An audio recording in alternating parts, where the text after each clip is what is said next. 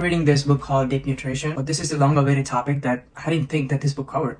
I didn't know that, but I haven't been able to drink milk over here without getting a reaction. And I didn't know it was milk until I added elimination diet into my routine and realized once I started drinking milk back again that I've been having a lot of inflammatory problems. And this book is talking about raw milk versus pasteurized milk and why pasteurized milk creates a lot of problems. So I'm just going to read from the book what it says about raw milk and pasteurization. So it says, let's go back to the light microscope. So they are checking the pasteurization process under the microscopes. Let's go back to the light microscope to take a look at pasteurized, homogenized milk and identify what distinguishes it from raw.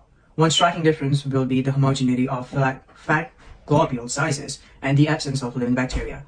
But the real damage is hiding behind all this homogeneity and is only revealed under the electron microscope.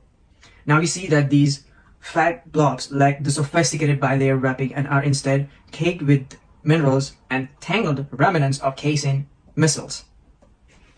Why does it look like this?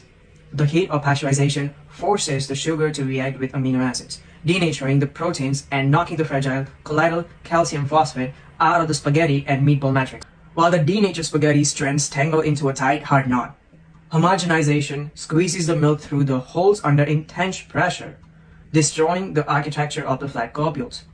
Once the two processing steps have destroyed the natural architecture of milk, that means it has rendered the milk from its integrity of how it was. So depending on what you think of it as an example, if your body as you age has lost its integrity, you will start breaking apart. And sometimes when in the winter, if you haven't gotten enough moisturization or something like that, your body just breaks apart. But why does that happen? Because it has lost its integrity to be the way it should be.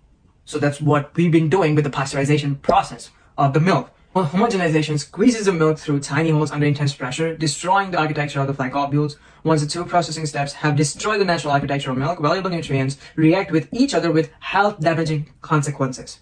Seriously, processing can render milk highly irritating to the intestinal tract. Feels like something that I've been dealing with. I didn't even know that it was because of the pasteurization of the milk. I thought it was the milk that was the problem. I demonized the milk and wasn't drinking it for freaking 2 years. And such a wide variety of chemical changes may occur that processed milk can lead to diarrhea or constipation. The nice soft meatball of colloidal calcium phosphate fuses with the fatty acids to form a kind of milk fat soap. This reaction, called saponification, irritates many people's GI tracts and makes the calcium and phosphate much less bioavailable and more difficult to absorb. How difficult?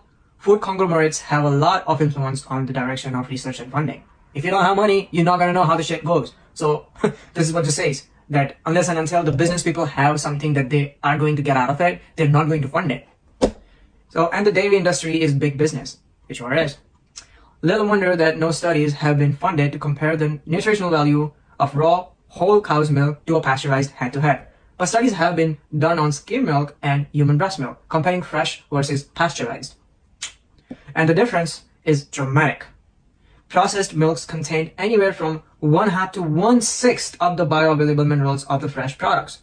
And to think that even the kids that are born at this age are drinking a formulated milk, not even a mother's milk. So we already are getting our problems started from the freaking start of our life. When fresh, the milk fat globule carries signal molecules on the surface, which help your body recognize milk as a healthful substance as opposed to, say, an invasive bacteria. Processing demolishes those handy signals, and so instead of getting a free pass into the intestinal cell, the curiously distorted signals slow the process of digestion down so much that it can lead to constipation. Seems like something you've been dealing with? No, I've been dealing with a lot of problems because of the milk, but I've been drinking milk that is whole milk. Well, the state that I live in doesn't allow raw milk, so I've been drinking low temp pasteurized milk that is a grass-fed cow with regenerative farms, and it has cream on top and it's a whole milk. I've been drinking that and I haven't been having any problems since like last 2 months. And honestly, my body's been craving more milk rather than having any reactions that are on the bad side. It's actually helping me. It destroys amino acids, especially the fragile essential amino acids. So pasteurized milk contains less protein than fresh. But the damaged amino acids don't just disappear. They have been glycated, oxidized, and transformed into stuff like, okay, this is where somebody who has studied chemical engineering or chemistry as a subject would understand, but even though I don't think I like it. Carboxymethylicin. I used to study this like as a subject in chemistry, and I kind of hated the names, but to realize that like these are bad chemical substances that we have in our body that we deal with when we drink pasteurized milk, it's kind of fucking insane to me. Potential allergens and pro-inflammatory irritants. Do not be drinking pasteurized milk.